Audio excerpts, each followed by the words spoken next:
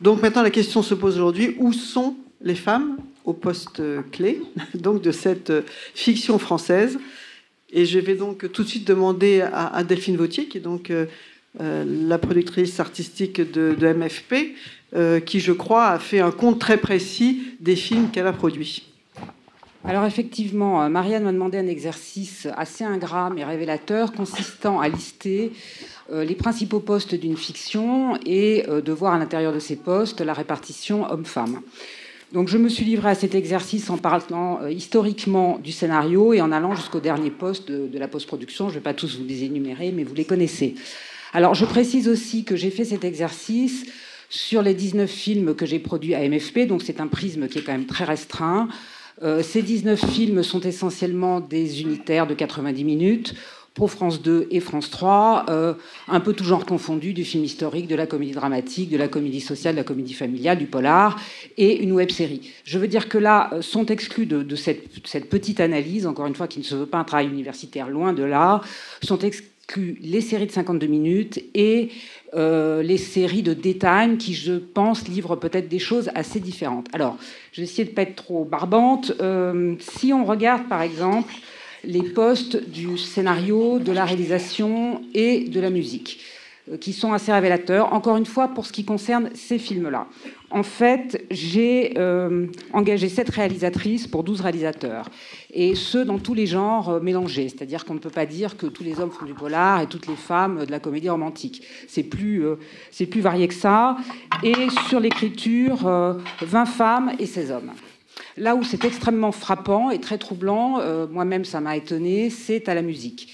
À la musique, en fait, essentiellement des compositeurs, puisque sur 18 projets, la web-série n'ayant pas de musique, j'ai eu en tout et pour tout 2 compositrices, dont une est dans la salle, Béatrice Thirier, pour la Comédie Française, le projet qu'on avait fait de Dominique Cabrera. Donc c'est vrai que là, c'est extrêmement frappant. Il n'y a pas de femmes musiciens, ou je ne sais pas, ou alors on ne les engage pas. Mais en tout cas, elles ne sont pas sur les films que moi j'ai eu à regarder. Après, plus généralement, d'ailleurs, c'est un milieu extrêmement machiste, puisqu'il n'y a pratiquement pas de femmes chefs d'orchestre, pas de femmes directeurs d'opéra, jamais rien. Enfin, ça, c'est vraiment, je crois, le milieu incroyablement le plus machiste. Peut-être que Béatrice voudra s'exprimer sur le sujet. Bonjour, donc je m'appelle Béatrice Thirier, je suis compositrice. J'écris beaucoup pour le cinéma avec Pascal Ferrand, pour l'audiovisuel en général.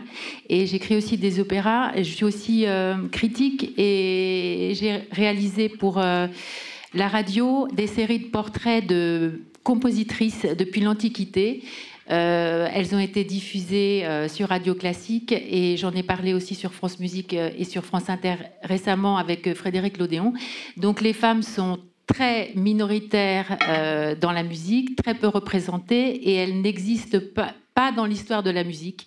Si vous avez la chance d'ouvrir en ce moment France Musique, il y a un travail considérable qui est fait où on est en train de remonter donc toute cette historique. Effectivement, les compositrices sont très très très éloignées de notre réalité. J'avoue, j'en ai parlé avec Betsy Jolas aujourd'hui, qui est peut-être qu'on laisse d'abord Delphine terminer. Oui, pardon. Excusez-moi. Si vous appuyez sur le bouton, c'est fini. Bon, après, il y a dans les fictions des postes très ou plus ou moins mixtes. Alors, j'insiste un peu sur le poste de premier assistant, où moi, j'ai eu 8 femmes et 11 hommes, parce que manifestement, le poste de premier assistant est une passerelle assez naturelle pour passer à la réalisation. Donc ça, c'est intéressant. Après, encore une fois, assez rapidement, il y a des postes mixtes avec une majorité d'hommes, les régisseurs généraux, les chefs d'écho, bon, voilà. Mais pas plus révélateur que ça, parce qu'en plus, je raisonne encore une fois sur un petit corpus. Des postes mixtes avec une majorité de femmes, donc ça c'est directeur de casting, chef costumier, directeur de production, chef monteur, alors que semble-t-il à l'heure actuelle on me dit que la profession de chef monteur, qui pendant très longtemps a été une profession extrêmement féminine, voire quasi exclusivement féminine, se masculinise. Alors on me dit, ça encore une fois je suis pas à 100% certaine de ça, que c'est lié beaucoup maintenant à des techniques autour de la bidouille informatique où les femmes ne seraient pas complètement à l'aise. Alors ça, je parle, voilà, bon. Il y a des secteurs entiers sans mixité assez traditionnellement. Bon, pareil, je vais aller assez rapidement. Beaucoup de scripts femmes, ça va c'est un poste qui est en fait héritier de la secrétaire de plateau, donc c'est assez classique. Également beaucoup de femmes dans les postes de chef maquilleuse, chef coiffeuse, etc. Je précise quand même qu'il y a des hommes au maquillage quand il y a des effets spéciaux. Je passe aussi sur les postes très masculins et traditionnellement masculins comme chef électro ou chef machinot. En revanche, il y a quelque chose qui saute aux yeux et qui est absolument sidérant, c'est l'écrasante absence des femmes à l'image et au son. Alors, à l'image, soyons clairs, sur mes 19 films, au poste de directeur photo, 17 hommes, 2 femmes. Emmanuel Collineau pour Paul et ses femmes d'Elisabeth Rapneau et Hélène Louvard pour Ça ne peut pas continuer comme ça de Dominique Cabrera. Le même constat est à faire au cadre, où en fait 2 femmes, 17 hommes, et même à l'étalonnage. Alors, je ne résiste pas à vous citer un peu longuement un entretien qu'a donné Caroline Champtier. Pour ceux qui ne la connaissent pas, Caroline Champtier est une grande chef-op de cinéma qui a travaillé avec Xavier Beauvois, Benoît Jacquot, Carax, etc. Elle vient d'avoir un hommage à la Cinémathèque et à la suite de cet hommage, elle a eu une très belle page dans l'IB et elle est interviewée sur son parcours. Et elle dit donc cela. Quand j'étais jeune assistante, il n'y avait que des techniciens hommes. Donc, demander un renseignement, faire régler quelque chose, c'était difficile. J'ai l'impression d'avoir négocié ma place en permanence et, du coup, d'avoir été plus dur qu'il n'aurait fallu. Cela continue aujourd'hui. Je vois que mon travail intéresse les étrangers et mes collègues féminines, comme Agnès Godard ou Céline Bozon. Mais il y a encore quelque chose qui coince chez mes collègues français hommes. Pour eux, c'est à peu près comme s'il y avait d'une part un enfant qui dessine, moi en l'occurrence, et d'autre part des grands peintres qui regardent, entre attendrissement et étonnement. Pourquoi ce machisme ? Parce qu'au cinéma, le geste technique est extrêmement pointu et l'idée que quelqu'un qui est de toute autre nature que vous y prétende, c'est archaïquement compliqué. En même temps, je conçois que des hommes puissent être plus rassurants que des femmes. Il y a chez moi sans doute une réception aux affects qui fait que, sur un plateau, il y a des choses que je ne bloque pas, comme sur un terrain de foot, il y a peu de femmes gardiennes de but. Bon. Alors pour le son, là c'est proprement sidérant. Pareil, sur mes 19 films, aucune femme ingénieure du son. Alors, peut-être parce que, pareil, traditionnellement, la femme ingénieure du son, enfin, on passe avant par la perche. Alors, peut-être que, effectivement... Enfin, moi, j'en ai pas eu encore, et quand même, c'est pas une... Comme on dit chez Audiard, il y a aussi des... Voilà, non, mais c'est pas la majorité de l'espèce. Hein. Mélissa, ici, qui est ingénieure du son et qui a eu le César du son, va pouvoir nous raconter ça dans une minute. Alors, justement... j'ai été frappée par sa déclaration au César quand elle a reçu son prix et qu'elle a dit en partant je voudrais dire que les femmes sont des mixeurs comme les autres. Voilà. Donc, effectivement, moi, sur ma modeste expérience, ni ingénieur du son, ni femme mixeur, ni bruiteur, seules des femmes au montage son. Voilà. Et bon, alors... Si je veux juste faire une petite conclusion, encore une fois, de ma modeste observation, j'ai l'impression, en voyant les équipes, notamment les jeunes équipes assistantes autour de ces chefs de poste, qu'elles se féminisent. Voilà, c'est une impression que j'ai, mais qui est comment dirais-je, qui n'est pas chiffrée. Voilà. Excusez-moi. Non, est-ce qu'on peut... Non, mais c'était juste pour vous apporter, parce que je pense que c'est intéressant sur la réflexion. Je viens de la FEMIS, et juste pour dire que la FEMIS, qui est l'école de cinéma, il y a à peu près la parité dans toutes les sections aujourd'hui. Donc, il faut s'interroger sur qu'est-ce qui se passe après. Sauf le son. Depuis 3-4 ans, c'est à peu près pareil. Il faut regarder sur plusieurs années. Oui. Non, mais je parle sur une dizaine d'années. On en reparlera. C'est aussi, c'est un peu le serpent qui se mord la queue. C'est-à-dire qu'il y a moins, en tout cas pour le son, il y a moins de filles parce qu'il y a moins de candidates. Donc la question qu'il faut se poser, c'est pourquoi il y a moins de candidates, pas pourquoi il y a moins. On prend pas à la FEMIS, on prend les gens. Justement, Mélissa, est-ce que vous pouvez nous raconter votre parcours ? Je voudrais juste préciser un tout petit truc. C'est pas du tout pour me mettre en avant ou mettre en avant Caroline Champetier, mais il y a un truc très important aussi que je voudrais rajouter, c'est que Caroline Champetier a été la première femme chef opératrice à avoir un César. Et c'était il y a pas très longtemps, c'était pour Des hommes et des dieux. Donc c'était il y a 5 ans, je crois, 4-5 ans. Et je suis la première femme mixeuse à avoir un César. Et donc c'est pas un exploit, c'est juste révélateur de quelque chose en fait.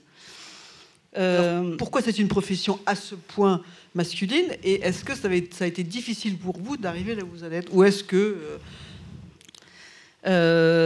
alors pourquoi c'est une profession à ce point masculine ? Je pense que c'est comme c'est les origines de plein de choses. C'est que c'est un peu comme pour les perchman qui devrait être un métier physique, alors que c'est pas le cas, mais en tout cas semble être un métier physique. À l'origine, les mixeurs, ils passaient par être assistants avant, et les assistants, c'était les recordeurs, et les assistants mixeurs. Et les assistants mixeurs, ils chargeaient les bobines dans les studios derrière. Il fallait porter les bobines de 35 en fait, pour les mettre sur les machines. Et donc le métier de mixeur, c'était commencer par porter des bobines toute la journée. Donc a priori, les hommes étaient plus capables de porter des bobines que des femmes. Voilà.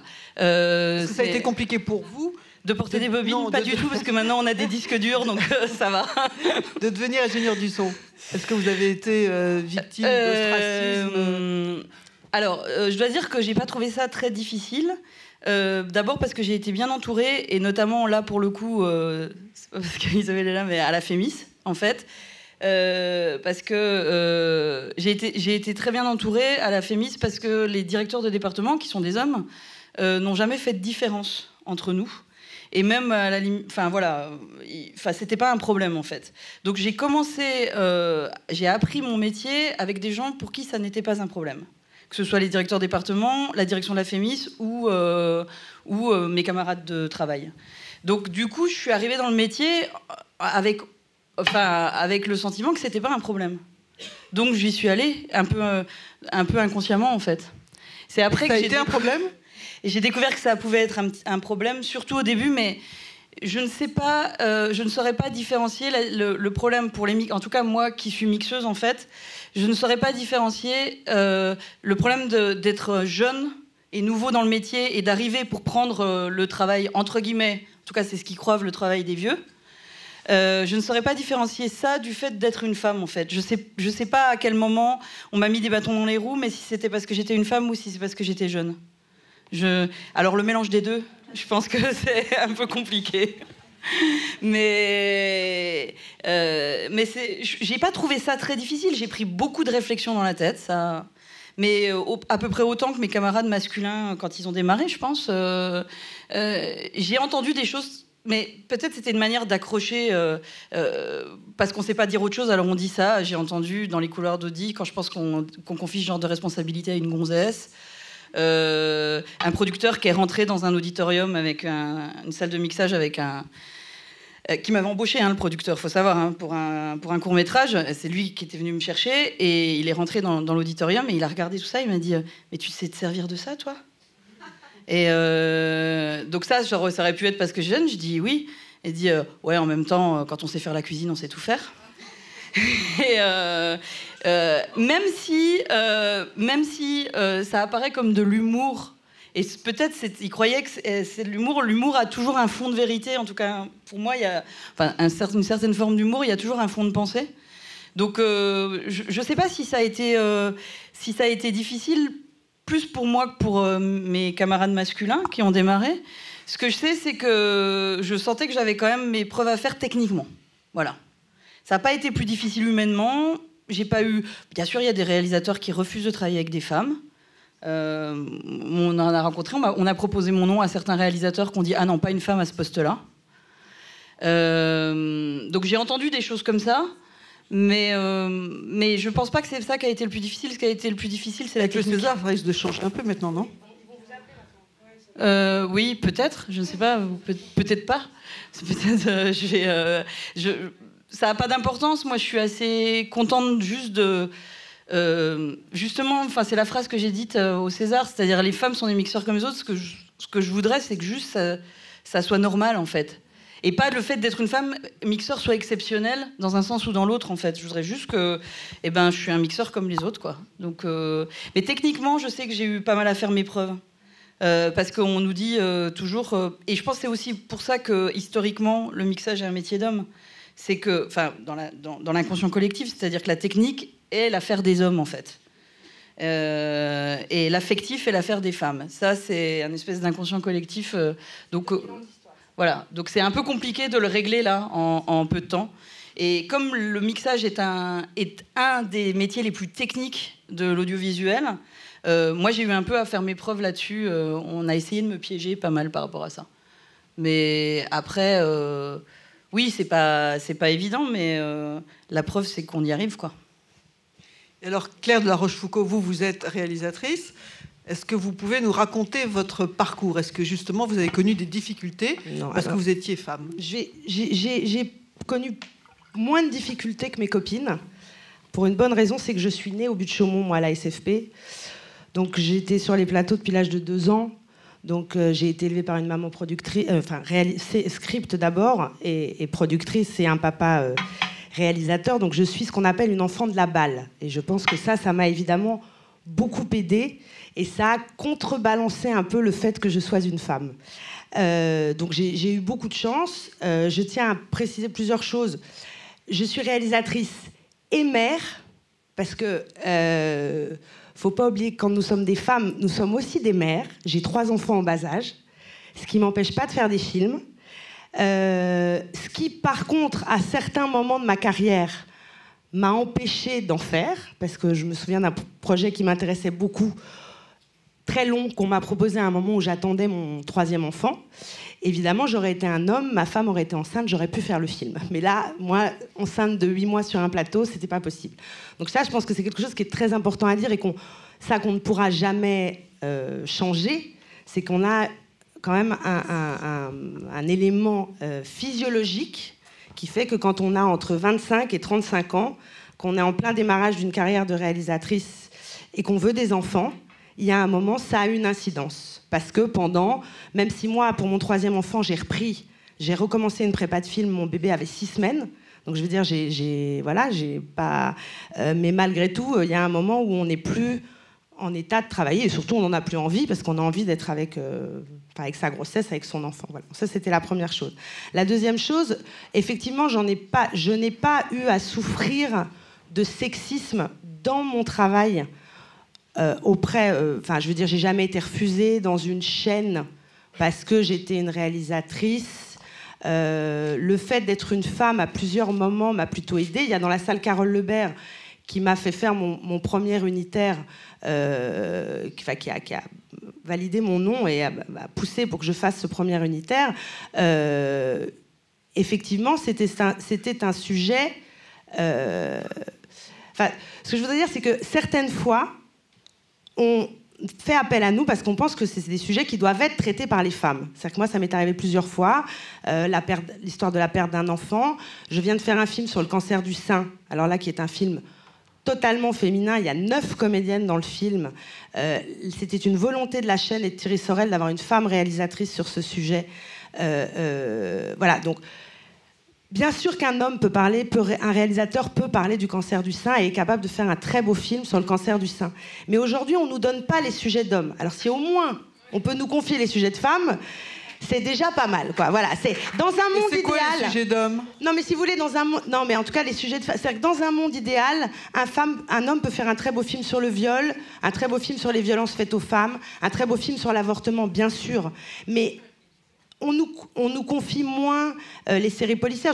Vous avez entendu les chiffres qu'a cité Sandrine. Les réalisatrices techniciennes, c'est-à-dire qui faisons de la série, dont j'ai la chance de faire partie, mais qui n'écrivons pas les scénarios, on est 3% aujourd'hui. 3%. Donc je veux dire, c'est pas un petit déséquilibre.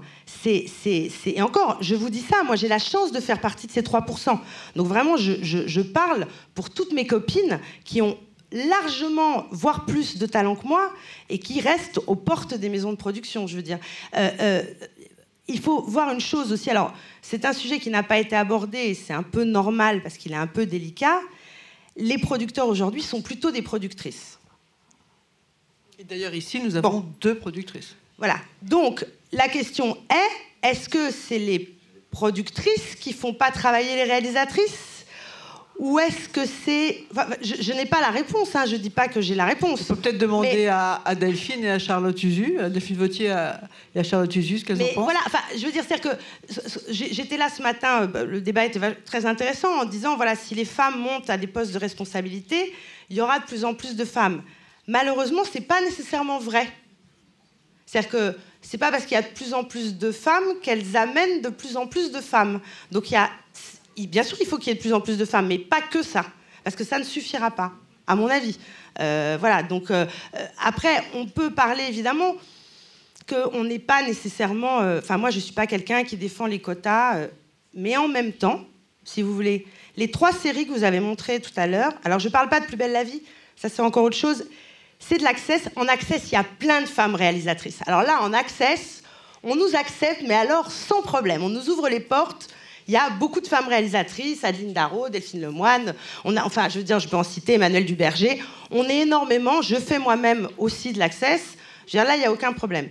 Mais que ce soit Le Village français, Candice Renoir ou Les Petits Meurtres, 3 séries phares, 3 séries qui sont, à mon goût, d'une immense qualité, pas une réalisatrice.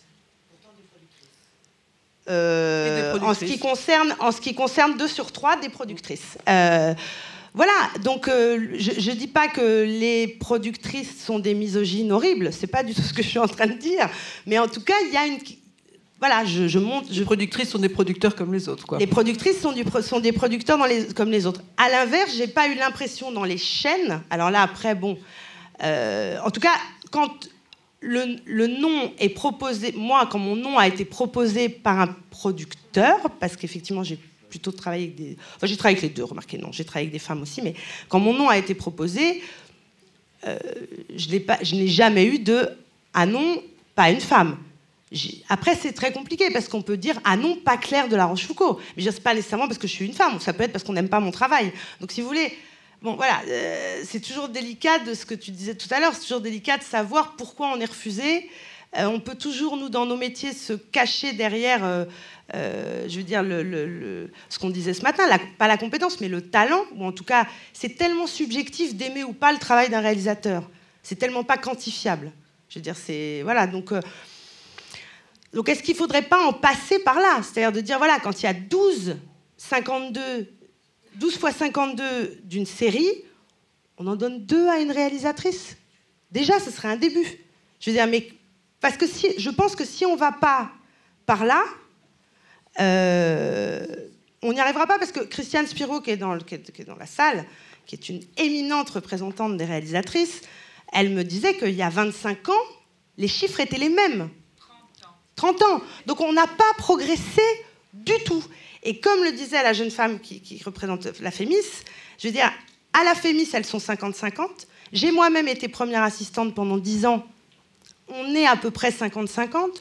Chez les scénaristes, c'est un métier qui est assez féminin, il y a beaucoup de femmes. Donc les 3 portes d'entrée au poste de réalisateur, les 3 principales, il n'y a pas que celle-là, mais il y a 50-50 de femmes. Donc là, il y a quelque chose qui ne se passe pas. Et je vous dis particulièrement... Quand on n'écrit pas comme moi, je me revendique réalisatrice technicienne, c'est pas un gros mot, je veux dire, dans le sens où je suis auteur de mes films dans la réalisation, mais je n'écris pas, on est vraiment, alors là, pour le coup, très peu considéré, et je pense que ça relève comme au mixage, de dire une femme, quand même, en plus maintenant, avec la HD, tout ça, c'est compliqué, il y a de l'informatique... Mais moi, quand je suis sur un plateau, qu'on tourne en 35, en 16, en HD, avec une caméra DV, mon métier, il est le même. Donc, je veux dire, en plus, ça n'a aucune... ça ne rentre pas en ligne de compte. Peut-être que Charlotte Usu et Delphine Vautier peuvent répondre. Est-ce que vous privilégiez des réalisatrices femmes ou non? Est-ce que c'est une... Alors juste pour rebondir au départ, moi je connais pas les chiffres, mais j'ai pas l'impression qu'il y ait beaucoup plus de productrices maintenant et qu'il y ait vraiment beaucoup de productrices. Il y a beaucoup de femmes en production, en assistanat, chargée de production, direction de production, prod exé de plus en plus. Moi je fais plutôt du documentaire et aussi du long métrage de fiction, et c'est vrai que je vois de plus en plus de femmes et ça me fait plaisir, mais j'ai pas l'impression qu'il y en ait tant que ça. Mais en tous les cas, s'il y en a de plus en plus, tant mieux. Et après, moi, j'ai le sentiment, mais parce que c'est vers là que je vais naturellement, j'ai le sentiment de travailler plus avec des femmes réalisatrices qu'avec des hommes par affinité, je dirais. Mais c'est pas un choix volontaire. J'ai l'impression, effectivement, que les sujets qui vont m'intéresser ou la façon dont ils sont abordés, si je regarde les projets que j'ai en cours, ça va plus être avec des femmes... mais sans que ce soit... Il y a des sujets hommes et des sujets femmes? Non, je pense pas. Je pense qu'il y a des projets qui interpellent ou pas. Après, il s'avère que sur les différents projets, quand je regarde rétrospectivement, je me dis oui, finalement, il y avait pas mal de femmes qui portaient ces projets-là. Mais je pense pas qu'il y ait des sujets vraiment hommes et sujets femmes. alors après, rétrospectivement, on peut regarder comme ça en se disant ce film-là, c'est vrai que sur un cancer du sein, pourquoi c'était plus logique que ce soit une femme, parce qu'il y a une espèce de vécu, voilà. Sur un cancer de la prostate, bon, ça aurait pu être une autre façon de dire. C'est intrinsèquement dans la société qu'il y a cette idée préconçue-là. Je ne dis pas que c'est la vérité, loin de là. Encore une fois, si on était dans un monde idéal, il ne faudrait pas tenir ce genre de propos. Mais on est tellement loin du monde idéal qu'à un moment, il faut prendre des décisions.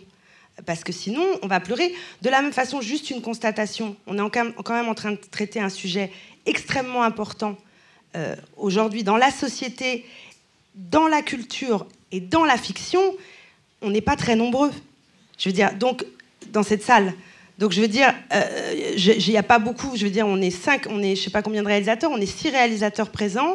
Il y a 4 producteurs. Enfin, je veux dire, ça ne réveille pas les foules et les consciences. Donc, je veux dire, il y a un vrai travail à faire là-dessus parce que, franchement, voilà, 16%, 3% dans la société d'aujourd'hui, c'est juste totalement inégalitaire, quoi. Voilà. Delphine ? En ce qui me concerne, le choix, je le fais sur une rencontre, je le fais sur un parcours, voilà. Alors effectivement, c'est biaisé. Moi, c'est les unitaires, encore une fois. Bon, moi, je suis pas du tout dans les mêmes chiffres que ceux que tu annonces, mais par définition, si je choisis un réalisateur en fonction de ce qu'il a déjà fait, s'il y a déjà une majorité d'hommes, voilà, la chose se retrouve. Mais en tout cas, je n'ai pas l'impression... Tu ne privilégies pas, tu ne donnes pas sa chance à une femme en particulier. Ah non, très honnêtement, je choisis un parcours, je choisis une sensibilité, je choisis une affinité avec le projet et avec moi. Je ne me dis pas je vais la prendre parce que c'est une femme ou je ne le prends pas parce que c'est un homme. Non, ça, je n'ai pas cette démarche-là. Mais je ne m'en empêche pas non plus. Enfin, je veux dire, c'est pas du tout comme ça qu'en tout cas moi je raisonne. Je crois, Charlotte Huzu, que vous avez fait même une démarche inverse, c'est-à-dire que vous avez proposé un film avec un rôle d'homme assez formidable et que vous l'avez proposé à une femme, non ? Racontez-nous. Oui, c'est ça, c'est qu'en fait, avec un couple de réalisateurs, un réalisateur et une réalisatrice, on réfléchissait au casting qu'on souhaitait, et puis la réalisatrice a dit, mais je viens de lire un article avec Jodie Foster qui disait que maintenant, elle ne veut lire, elle ne veut accepter que des rôles qui ont été écrits pour des hommes. Et du coup, ce sont des rôles qui sont transférés à des femmes. Et du coup, on l'a envoyé le scénario du film en se disant, mais effectivement, si on transpose ce rôle qui est écrit pour un homme à un rôle de femme, on a un rôle extrêmement riche, bien plus intéressant, parce qu'on s'éloigne des stéréotypes, et ce personnage-là a une profondeur bien plus importante. Et je pense par exemple à Gina Davis, donc pour continuer sur le continent américain, qui a créé un institut d'observation des médias sur le thème du genre. Et ce qu'elle a constaté, donc il y a 2 grandes lignes, c'est que sur l'ensemble des films, à la fois pour enfants, tout public, pour un personnage féminin qui va parler, il y a 3 hommes qui parlent, pardon. Donc il y a un tiers de la parole pour les femmes. Et dans un plan de groupe, il va y avoir 17% de femmes uniquement, alors que ce soit une foule ou un groupe de personnes. Donc elle a constaté cette sous-représentation-là, et du coup, ce qu'elle préconise, entre autres, c'est de transformer des personnages masculins en personnages féminins dans les scénarios, parce que ça les rend plus riches. Et dans un groupe, de se dire, mais en fait... les femmes sont 50% de la planète, donc il faut aussi les mettre ce 50%-là à l'image. Et ça me paraissait intéressant de regarder ce point de vue-là. À Hollywood, c'est encore pire, il y a 5% de femmes réalisatrices. En France, on est à 20%, donc c'est encore plus grave. Mais ça me paraissait intéressant. C'est-à-dire qu'entre les femmes réalisatrices cinéma et les films achetés par la télé, là encore, il y a de moins en moins de femmes. C'est-à-dire que si elles sont 25% réalisatrices, je crois qu'il n'y a plus que 10% de films réalisés par des femmes qui sont achetés par les télés. Comment ? Et est-ce que donc, ça revient, donc oui, vous, Delphine Besse, vous êtes dans l'association Deuxième Regard. Vous allez nous expliquer d'ailleurs que vous avez créé pour un peu lutter contre tout ça, hein ? Oui, tout à fait. Nous, on a créé l'association en fait pour justement déjà faire émerger le constat, puisque effectivement aujourd'hui on a peu de données chiffrées sur la question.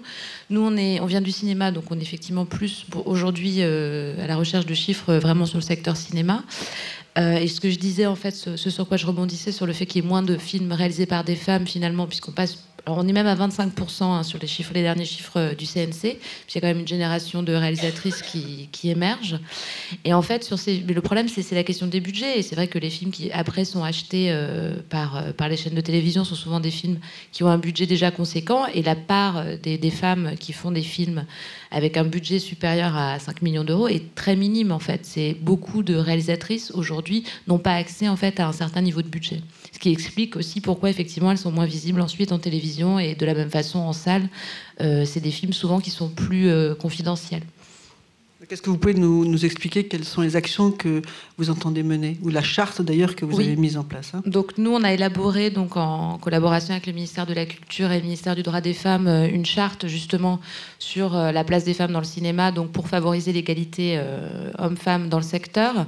Donc, et cette charte, en fait, est surtout importante parce que toutes les institutions et les entreprises qui vont la signer seront tenues, en fait, de nous faire remonter justement leurs chiffres et donc des statistiques sexuées, donc même si le terme n'est pas très joli ou genré en tout cas, dont on a pour l'instant finalement on a très peu d'informations justement aujourd'hui. Et donc l'idée pour nous, c'est effectivement déjà de ramener toutes ces informations pour pouvoir avoir un vrai constat. Et je pense que sur plusieurs années, on pourra enfin avoir une situation, un état des lieux assez précis, puisque effectivement, quand on parle, comme disait, oui, il y a beaucoup de productrices, peut-être. Maintenant, reste à voir si on est vraiment, parce qu'il y a une émergence effectivement d'une nouvelle génération, peut-être de jeunes femmes dans le milieu, mais est-ce qu'on est vraiment à une parité, ça j'en pense pas, et je pense qu'on en est très loin. Donc je pense que c'est important effectivement d'avoir des chiffres qui parlent d'eux-mêmes. Et puis sur cette charte aussi, l'idée bien sûr c'est aussi après que chaque entreprise qui s'engage essaye de lutter au sein de ses équipes et par rapport au projet qu'il va valoriser justement contre les stéréotypes masculins, féminins tels qu'on les connaît aujourd'hui. Voilà, c'est plus une déclaration d'intention en tout cas de la part des acteurs du secteur qui acceptent de signer la charte, justement de s'engager en fait en tout cas dans cette démarche. Est-ce que France Télévisions compte la signer ? Voilà. Non, j'étais pas là, mais j'étais au courant. Non, donc j'ai annoncé ce matin que nous allons signer cette charte et que nous allons l'étendre à la fiction. C'est-à-dire que pour l'instant, c'est une charte cinéma et nous allons l'étendre à la fiction.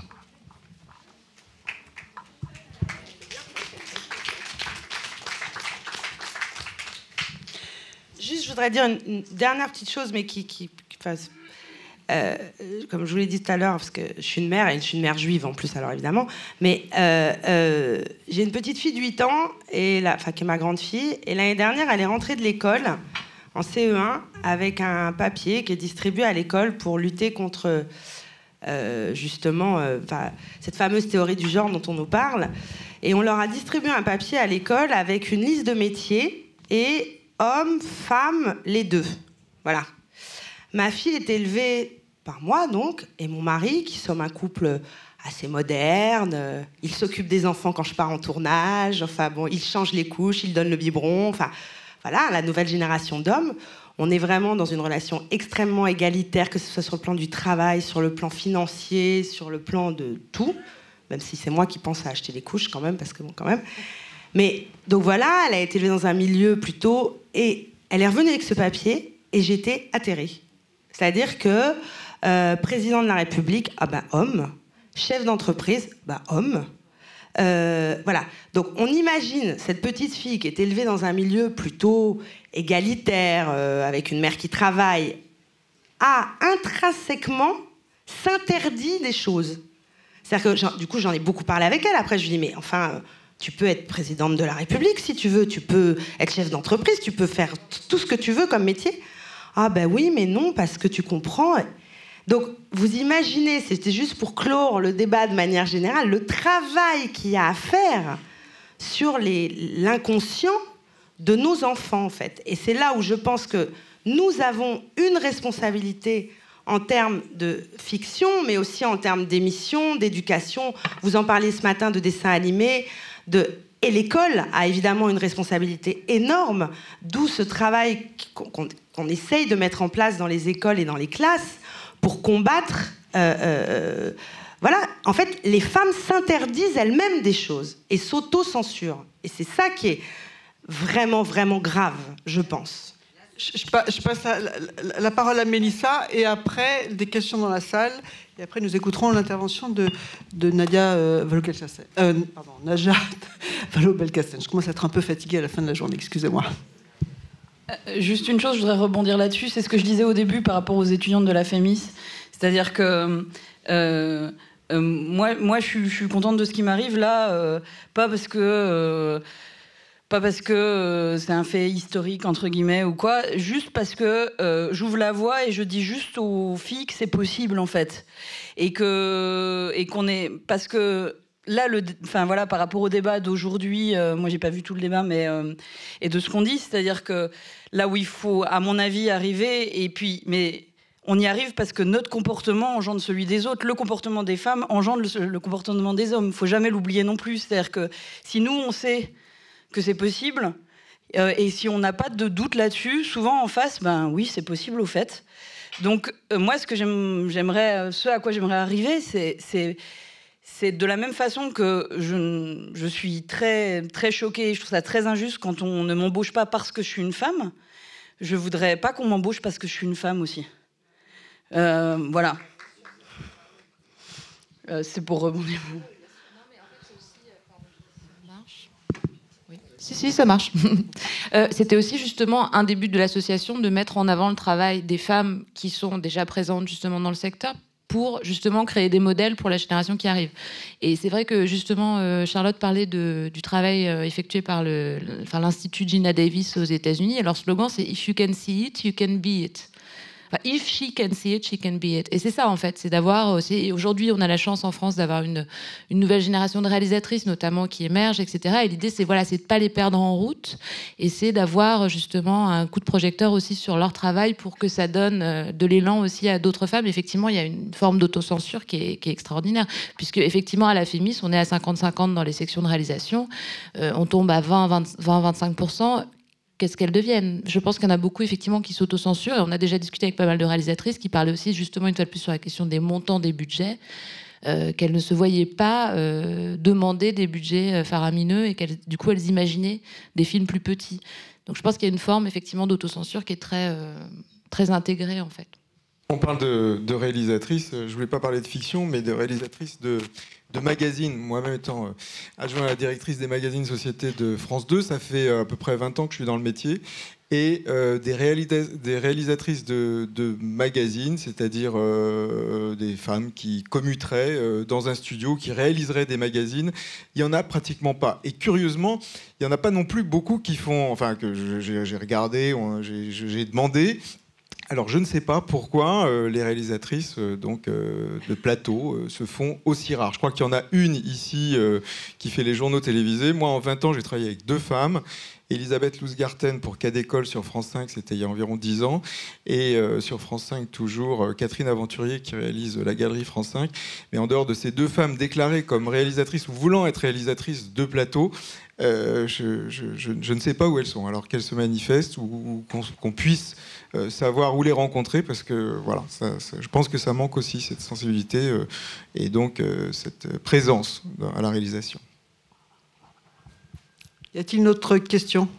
Oui, bonjour Christiane Spiro. Donc oui, Claire, tu disais tout à l'heure combien il était inquiétant de penser qu'en 30 ans, le nombre des réalisatrices n'avait pas augmenté, ou presque pas, peut-être de 3-4%. Et c'est vrai qu'il y a une grande étude qui a été faite par la SACD et où on arrive donc au nombre de 16%, dont 3% qui n'écrivent pas. Ça veut dire que les femmes, si elles veulent pouvoir continuer à faire ce métier, pas disparaître en route, elles ont intérêt à être scénaristes. Comme actuellement, il y a de plus en plus de séries et de moins en moins d'unitaires. Donc, en fait, ce tout petit pourcentage de femmes qui sont aussi scénaristes viennent finalement à disparaître, puisqu'on demande de plus en plus de gens réalisatrices, enfin réalisateurs plus exactement, et pas réalisatrices justement, de séries. Ce qui est assez fou, c'est qu'avec la HD, on a l'impression que les gens qui nous emploient se mettent à avoir très peur et pensent que techniquement, ça a changé quelque chose pour nous.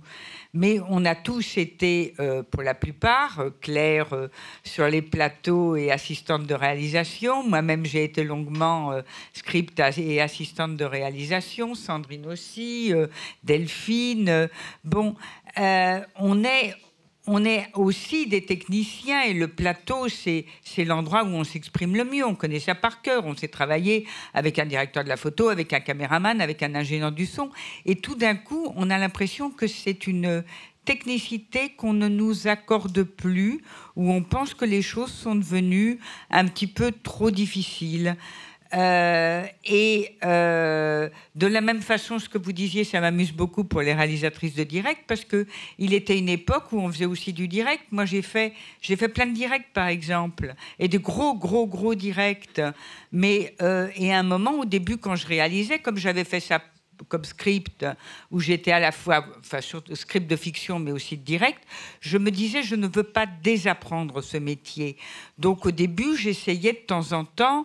Et comme j'avais la chance d'avoir mon frère qui était un gros réalisateur et producteur de direct, qui était Jean-Pierre Spiro, je faisais des 30 heures de téléthon, ce qui n'est pas rien techniquement, mais ça fait des années et des années que je n'oserais plus faire ça, parce qu'on nous a spécialisés, on nous a fait désapprendre nos métiers, et quelque part, moi, le fait que j'écrive et que je réalise est déjà suspect, alors que je réalisais sans écrire, écrire sans réaliser mes propres scénarios, et maintenant, on a l'impression qu'il faut de plus en plus qu'on réponde à une spécialisation.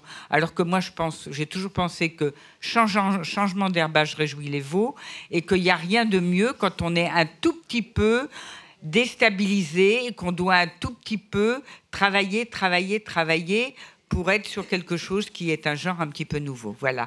Et pour revenir à ce que vous disiez sur les élèves de la FEMIS, 50% d'élèves de la FEMIS, hommes et femmes, enfin 50-50, et 10 ans après, il reste 2 femmes de la FEMIS qui continuent à réaliser. Voilà, merci. Voilà, je vous remercie pour cette longue journée. Nous allons entendre l'intervention de Najat Vallaud-Belkacem qui tenait à conclure cette journée. Bonjour à toutes et à tous. Je regrette vivement de ne pas pouvoir être physiquement présente avec vous, mais je ne voulais pas rater cet événement. On était ensemble au mois de juillet dernier pour la première édition de En avant toutes. Et je me réjouis des nombreux progrès qui ont été accomplis entre-temps. Je veux en remercier la direction de France Télévisions, mais toutes les équipes aussi qui y ont travaillé. Et c'est vrai que c'est profondément rassurant de voir ce qu'on est capable de changer en à peine quelques mois.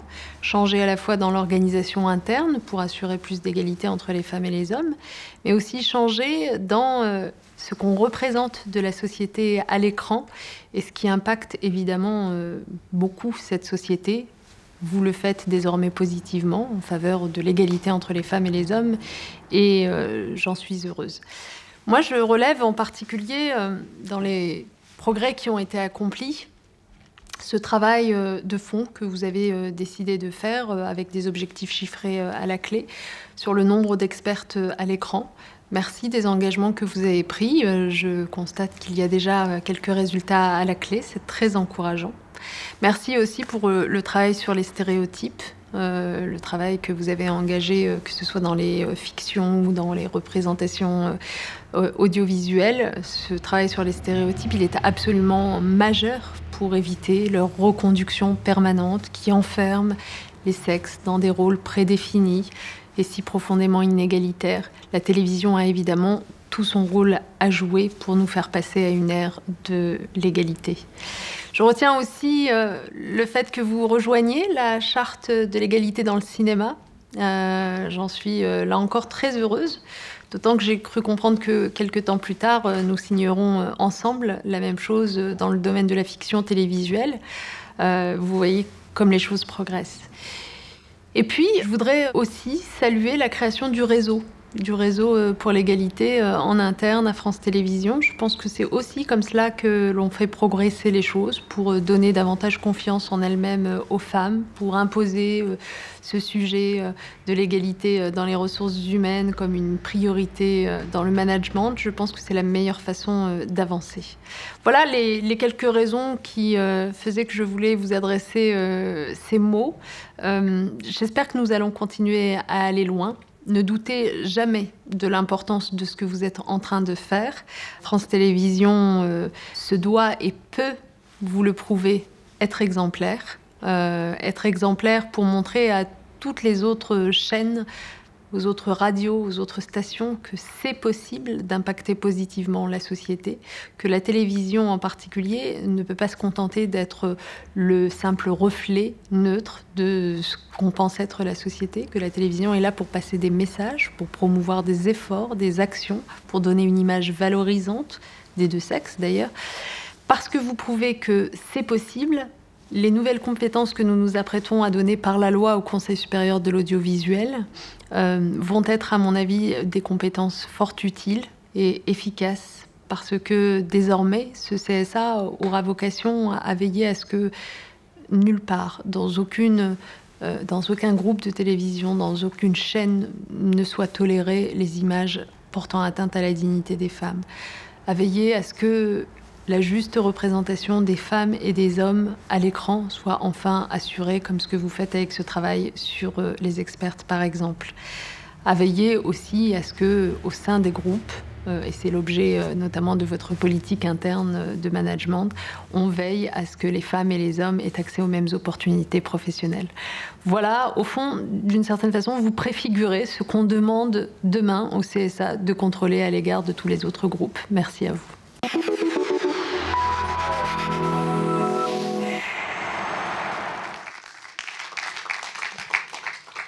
Voilà, merci à tous et à toutes. Et on vous donne... Attendez.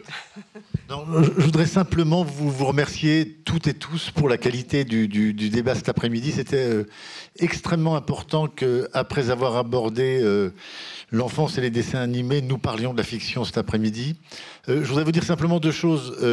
La fiction, c'est un enjeu considérable pour le lien dans ce pays, parce que c'est ce qui constitue l'imaginaire collectif. On ne peut pas se priver de talent lorsqu'on parle de fiction.